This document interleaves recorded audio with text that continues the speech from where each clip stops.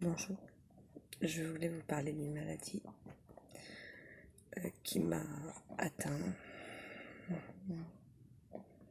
quand j'avais à peu près 7 ans. C'était une enfance gâchée, une vie d'adulte gâchée par une simple petite piqûre, une piqûre d'un tic en vacances. J'aimais beaucoup les animaux et dans mon village il y avait beaucoup d'animaux, le chien en l'occurrence, plein de tiques. Moi je voyais pas le mal, je savais pas que ces petites bêtes étaient dangereuses. Ma seule passion à l'époque était les animaux. Donc je jouais avec ces animaux dans le village.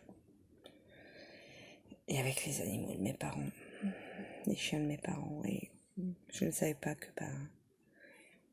ces animaux étaient porteurs de tiques qui pouvaient être très dangereux. Donc je suis atteinte de la maladie de Lyme éco-infection. Parce que quand un tic me pique, il ne transmet pas que la maladie de Lyme.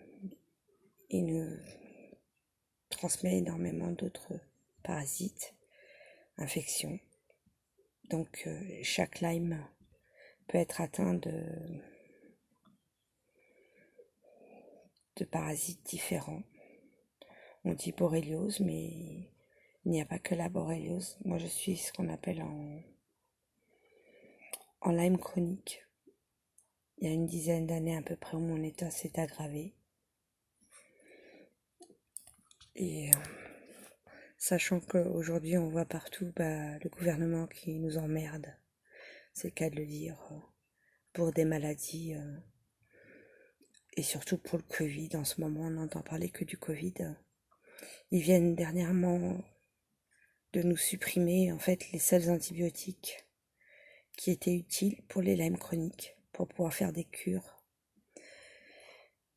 d'antibiotiques. Nos antibiotiques viennent d'être supprimés, donc les gens qui, comme on avait régulièrement besoin, eh bien on va crever, comme le dit le professeur Perron, à petit feu, en silence, en sachant que même si on a des reconnaissances handicapées, même si on a des reconnaissances d'invalidité, ils calculent les revenus du mari, ils calculent tout ce qu'ils peuvent pour nous donner le moins possible.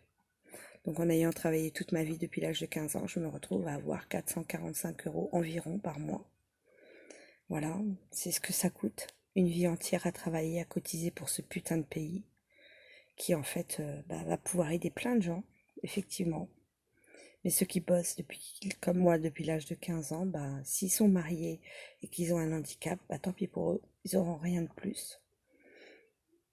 La maladie de Lyme, elle touche... au début, elle peut faire créer que des infections, que des problèmes de coordination, neurologiques, musculaires. Ça peut, selon les co-infections en plus dont on est atteint, on peut avoir des symptômes divers et variés, des pathologies diverses et variées. Moi, ça m'a enclenché un diabète, une hypertension artérielle, des problèmes de cœur, des problèmes de foie. Je suis en hyperféritine, j'explose les plafonds depuis des années. Donc en hémochromatose, le foie est touché. C'est bien pour quelqu'un qui ne buvait pas d'alcool de toute sa vie, j'ai un foie dégommé. Les enflements, vous voyez, les œdèmes, les adénopathies. Aujourd'hui, c'est un jour où je peux parler, il y a des jours où je ne peux pas, ou peu. On a ce qu'on appelle les troubles cérébrales. On a des handicaps. Moi, ça m'a créé un AVC, donc j'ai une atrophie partielle et tout mon côté droit. J'ai une rupture du tendon parce que je souffre d'arthrite, de polyarthrite. Voilà, donc je suis multipathologie, multisystémique. Super, quel joli mot. Pendant des années, les spécialistes nous traitent de fous, puisque c'est plus facile de dire à quelqu'un que tout est dans la tête. Seulement, comme moi, on est atteint depuis de nombreuses années. Les dégâts, ils peuvent plus en fait dire que c'est dans la tête à partir du moment où nos organes sont touchés, où nos muscles, nos os sont touchés. Là finalement, notre cerveau est touché. Là finalement, ils peuvent pas faire autrement que d'accepter les faits et de constater les dégâts. Donc pendant des années, on ne nous soigne pas. Aujourd'hui, il y a très peu de traitements et moi je sais que je suis donc en Lyme chronique et c'est compliqué. On n'a aucune aide de nulle part. Qu'on puisse ne pas s'habiller, ne pas marcher. Voilà. C'est tous les jours la même chose. On ne sait jamais comment on va être dans 5 minutes, dans 1 heure, dans une demi-heure. On peut faire quelques pas, comme on ne peut ne pas marcher du tout. On peut passer des journées couchées, sans avoir la force, parce que ça donne une hyperfatigue et plein d'autres symptômes, sans avoir la force, ni la possibilité de pouvoir faire quoi que ce soit. Notre cerveau ne fait pas ce qu'il faut, ne nous donne pas l'ordre à notre corps de bouger. On est prisonnier d'un corps de vieux. J'ai 52 ans. Ces 3 dernières années, j'ai pris bien 15-20 ans dans les figures. Étant donné que, voyez, mes voies respiratoires sont gonflées, donc j'arrive plus à m'alimenter, j'ai perdu plus de 20 kilos en quelques mois. Voilà, la réalité, elle est là. On laisse mourir les malades de Lyme. Vous voyez, suite à mon AVC, j'ai un affaissement de la paupière et tout le côté droit, et en partie atrophié des muscles. J'ai presque plus de mollets. J'ai de l'arthrose dans toutes mes articulations. J'ai un bras, là, que vous voyez, qui est gonflé, où j'ai une rupture transcendante du tendon droit. J'ai tellement de pathologies que en faire la liste, ce serait complètement incroyable. Vous voudriez même pas y croire, tellement c'est comme ça. Je vois tous les jours des gens comme moi qui souffrent dans nos sites, dans nos forums de discussion de Lyme. C'est une maladie qui n'est pas prise en charge. Ils ne veulent pas nous prendre en charge. Ils avaient dans le miroir, dans le mirreur, le professeur Perron, qui nous a défendu et qui défend la cause de Lyme depuis des années. Il y a longtemps que c'était l'homme à abattre. Ils sont servis du Covid pour le faire. Maintenant, ils profitent de l'occasion du Covid pour nous supprimer les antibiotiques. En sachant que les malades comme moi, on a des traitements, mais incroyables. La liste, elle est juste hallucinante. On a une partie de nos traitements quand on souhaite vraiment aller jusqu'au bout et essayer le maximum. Parce qu'on essaye tout, on essaye le detox, on essaye plein de choses, mais il n'y a rien qui marche. Donc on a toujours espoir de trouver autre chose, mais tous ces traitements alternatifs, tous ces soins alternatifs ne sont pas pris en charge. Moi, clairement, j'ai arrêté tous ces traitements-là, puisque déjà, au niveau budget, je les avais plus. Il existe des traitements en Suisse, en Allemagne, mais clairement, la sécurité sociale nous refuse systématiquement à tous ceux qui demandent ce qu'on appelle le passeport européen pour aller être pour la carte européenne, pour avoir des soins à l'étranger. Donc, on pourrait avoir des traitements en Suisse et en Allemagne qui fonctionnent, qui coûtent à peu près 30 000 euros pour 3 mois. On nous les refuse, c'est même pas la peine de les demander. Ils sont systématiquement refusés, quel que soit notre état. On a toute une vie où on a fait des projets. On fait des projets, on travaille toute notre vie, on se cotise, on fait tout dans les règles. J'ai eu mon entreprise, j'ai eu des employés, j'ai dû petit à petit tout abandonner. Ce qui est le pire, c'est que notre propre famille nous voit, nous, petit à petit, nous voit diminuer, différents. Quelquefois on est agressif, quelquefois on déprime parce que on est prisonnier de notre corps, en sachant qu'il existerait des traitements, mais qu'on ne veut pas nous les donner. On ne veut pas les prendre en charge. Pourtant, j'ai cotisé à la Sécu toute ma vie. J'ai cotisé aux caisses, j'ai cotisé à beaucoup de choses. Les assurances crédit, immobilier par exemple, malgré le fait que je sois en catégorie 2, malgré le fait que je suis en invalidité à plus de 80% au niveau de la MDPH, eh bien simplement et clairement, ne veulent pas nous prendre en charge. Vous savez ce qu'on m'a répondu, le crédit immobilier? Que je n'étais pas encore assez mourante. Clairement, on m'a dit que même si je suis en invalidité, à partir du moment où je peux encore m'alimenter, même si c'est mon mari qui m'aide la plupart du temps, même si c'est compliqué pour moi de rester debout, ne serait-ce que quelques minutes, même pour aller aux toilettes, c'est un cauchemar. En fauteuil roulant, c'est pratiquement impossible de rester toute la journée, vu que j'ai des douleurs aux articulations, j'ai mal. je peux pas rester. Donc je passe mes journées couchées sur mon fauteuil ou sur mon canapé, avec mes animaux pour compagnie, ou dans ma chambre, comme maintenant. J'attends la mort, clairement. J'attends la mort qui peut venir à n'importe quel moment. On nous impose beaucoup de choses, mais on ne nous prend pas en charge, on ne nous écoute pas. On nous impose des obligations, toujours payer, payer, payer. Mais quand eux, ils doivent s'occuper de nous, nous prendre en charge, parce qu'on est dans les derniers moments de notre vie, on ne sait jamais quand on peut partir. Beaucoup d'entre nous se suicident, parce qu'ils ne sont pas entendus. Moi, j'en ai marre. J'ai toujours été une battante, une hyperactive, et de me sentir aussi démunie, je perds un peu le moral. J'ai des enfants, des petits-enfants, un mari adorable. Donc pour ma famille, je me bats, en sachant que je vis carpe diem, parce que je ne sais pas comment je suis dans 5 minutes, dans 1 heure. Je suis sous morphine, j'ai des prises de 20 mg, donc toute la journée, toutes les 3 heures à peu près, 4 heures maximum, selon les douleurs. J'ai de l'oxycodone, l'oxonormo, exactement, tous les prises sont de 20 mg, qui sont des doses énormes. Et j'ai en longue diffusion le matin et l'après-midi 30 mg. J'ai du tramadol 150. J'ai énormément d'autres choses, puisque tout ce qui est céphalée, névralgie, douleur de tête, effroyable. J'ai ce qu'on appelle le brouillard cérébral qui m'empêche de remplir mes dossiers administratifs. Là, c'est pareil, des assistantes sociales s'approchent de nous, font ce qu'elles peuvent. Mais comme les dossiers deviennent très compliqués parce que toutes les portes sont fermées, clairement, elles finissent par nous dire que elles peuvent pas trop nous aider, puisque même si nous on a respecté les règles et qu'on a payé, derrière les services ne suivent pas, les administrations ne suivent pas. Vu que ces dernières années j'avais été auto-entrepreneur, je n'ai pas pu cotiser, étant donné que je suis malade depuis plus de 2 ans. N'ayant pas cotisé, je n'ai pas de prise en charge, pas d'indemnité journalière. J'ai juste travaillé toute ma vie. Pour aujourd'hui, on me dise, voilà, on ne prendra pas en soin de tout tes traitements. Tu peux crever la bouche ouverte. On ne prendra pas tes crédits parce que t'es pas intubé, tu peux encore aller faire pipi toute seule, t'as pas de sonde. Donc je suis pas encore assez crevée en fait. Il faudrait que je sois gravataire, alors que je le suis déjà, puisque je peux pas marcher tout le temps. Je peux presque plus marcher. J'ai plus de force, j'ai plus les muscles, j'ai plus la force. Les amis, les gens proches qu'on a, on essaie de faire belle figure et de nous montrer à eux que quand on peut, à travers les traitements, prendre plus de doses et de pouvoir assurer quelques heures.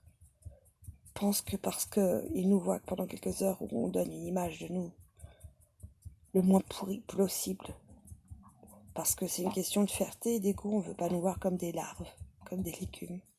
On essaie de se battre. Nous abandonnent parce que ils savent pas. Ils peuvent pas comprendre que tu peux avoir mal partout. Ils peuvent pas comprendre ce que c'est cet état. Donc ils m'ont dit diagnostiquer fibromyalgique, en sachant que les fibromyalgies, c'est des symptômes d'un syndrome. Et tout ça vient de la maladie de Lyme, qui elle n'est pas reconnue en France, ils ne veulent pas. On a beau aller voir des spécialistes, des centres qui sont spécialisés Lyme, où là on trouve des médecins, des rhumatologues, des neurologues qui nous disent qu'en fait c'est de l'idiopathie, parce que pour eux, à partir du moment où tout ce qui est médical ne trouve pas de raison aux polypathologies, à l'ensemble des pathologies qu'on présente, ils disent que c'est de l'idiopathie. C'est un nom complètement idiot, c'est le cas de le dire. Ils ont bien choisi leurs termes. Ça fait pas de nous des idiots. Même si, c'est compliqué. Moi, je lance un peu ce SOS parce que cette maladie, ils disent qu'elle n'est pas transmissible, mais c'est faux. Plusieurs spécialistes, dont le professeur Perron, ont pu prouver qu'elle est transmissible, ne serait-ce que par une transfusion sanguine. Ça peut être aussi par les piqûres. Vous pouvez être piqué par un tic, mais vous pouvez être aussi piqué par d'autres moustiques, pardon, je suis désolée. Voilà, c'est ça. On oublie nos mots, on bafouille. Quelquefois on bégaye, quelquefois on n'arrive plus à articuler, quelquefois on n'arrive même plus à être soi-même. Moi, je voudrais juste redevenir la personne que j'ai été toute ma vie. Pleine d'énergie, pleine de tonus. Cette femme-là, elle est morte.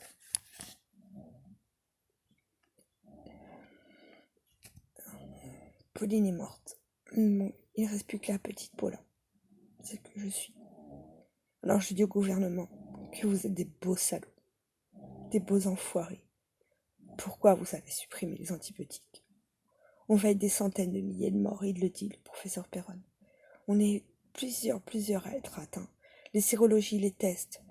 On a des faux négatifs, des faux positifs. Certains sont obligés de payer, comme ma fille, des centaines d'euros dans des laboratoires en Belgique, en Allemagne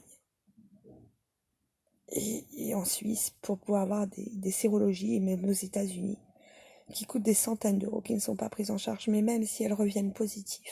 En France, on continue à nous dire que c'est faux, qu'on n'a pas Lyme, que c'est pas possible, que Lyme n'existe pas, ou que ça peut être soigné avec 3 semaines d'antibiotiques. Espèce d'enculé, ça fait des années que mon corps, mon organisme se détruit, que la personne que j'étais en train de mourir à petit feu. J'avais des rêves. J'avais fait plein de rêves pour ma retraite. Je suis même pas sûre d'y arriver. Je veux pas que mes enfants soient tristes s'ils tombent sur cette vidéo parce que je sais qu'ils savent que je suis une battante, que je me laisserai pas faire. Je vais continuer à me battre contre cette maladie. Même si mon cerveau m'empêche de faire beaucoup de choses, comme de m'habiller, manger. Même si mon corps, mes os sont touchés. Mes muscles, ne serait-ce que de me toucher du bout du doigt, ça me fait mal. Mais je vais me battre. Elle m'a pas encore tué cette maladie. Moi, je suis la 6e sur une famille de 7 enfants. À l'époque, mes parents, ils connaissaient pas ça. Ils savaient pas. Je me souviens bien quand je me suis fait piquer. J'ai été tellement fatiguée. Et à chaque fois que je m'endormais en pleine journée, je m'endormais les premiers jours. Et je me réveillais complètement désorientée, sans savoir où j'étais, comment j'étais. J'avais tellement mal que j'ai passé mon enfance à essayer de me suicider. Puis après, la maladie s'est endormie. Et pendant quelques années, elle m'a laissée tranquille. À chaque fois que j'ai voulu avoir un enfant, quand je me suis mariée, j'ai eu 8 grossesses pour avoir 3 enfants. J'ai eu des grossesses à risque, suivies en niveau 3, ce qu'on appelle le niveau 3. C'est toujours parti en couille. J'ai perdu des enfants à 6 mois, 7 mois de grossesse, mort-née. Parce que cette maladie nous empêche de vivre. Mais ce que je ne savais pas, c'est qu'en donnant la vie, j'allais transmettre cette maladie à mes enfants. Mes enfants aujourd'hui ont des pathologies diverses. Et ma fille souffre de Lyme aussi, reconnue. Mon fils aussi, j'ai un enfant autiste qui est né autiste. Tous les soupçons viennent aussi de cette maladie-là. C'est très dur. Hugo, je t'aime. Jessica, je t'aime. Jonathan, je t'aime. Je vous demande pardon parce que je savais pas comment vous mettez au monde. J'allais vous transmettre cette merde. Donc, parce que moi, s'ils veulent me laisser crever en silence, je veux pas me taire. On est beaucoup à faire des vidéos. Ces vidéos vous touchent pas, vous vous en foutez. Vous avez votre petite vie, vos petits chéris, vos petits train-train. Vous êtes heureux. Vous n'êtes pas sensibilisés. Vous vous dites que ça ne vous touchera pas, que ça ne vous touche pas, que vous ne savez pas ce que c'est. Mais ça peut arriver à n'importe lequel d'entre vous. Quand ça vous arrive, croyez-moi, vous comprenez ce que c'est la douleur, la souffrance permanente. Vous voyez mon visage gonflé. J'ai développé aussi une maladie génétique qui s'appelle les œdèmes neurotiques, qui bien sûr se sont réveillés par rapport à cette maladie. En fait, je peux me transformer en Hulk en quelques minutes si je m'énerve, si je suis dans une crise de nerfs ou autre. En quelques minutes, je deviens Hulk. J'ai les œdèmes au visage jusqu'à l'œdème de Quick, et avoir les assistances respiratoires. Mon cœur ne fonctionne pas correctement. Il se fatigue. En quelques secondes, je peux faire des petits malaises, des gros malaises. Les douleurs de dos sont effroyables, les douleurs aux jambes, les genoux. Il y a de l'arthrose partout, de l'arthrite, la polyarthrite ankylosante. Je voudrais dire à tous les gens que profitez de la vie, profitez de chaque instant, parce que vous savez pas ce qui peut vous arriver demain. Et si vous avez des rêves, ne faites pas comme moi. N'attendez pas. Vivez vos rêves tous les jours, comme vous le pouvez, comme vous le voulez. Allez jusqu'au bout des choses. Et pour tous les autres malades comme moi, force et courage à nous. On est des warriors. On est des battants. On doit se battre. Beaucoup d'entre nous se suicident. Moi, je n'en aurais pas. Je ne suis pas dans cette optique-là parce que j'ai des enfants qui m'aiment, un mari qui m'aime, des petits-enfants que j'adore. Mais on y pense. On y pense souvent. Parce qu'on ne se reconnaît plus devant un miroir. Parce qu'on ne reconnaît plus notre corps. Quand vous attendez le matin que votre cerveau donne l'ordre à votre bras de bouger, à votre jambe. Quand vous défaillez pour rien.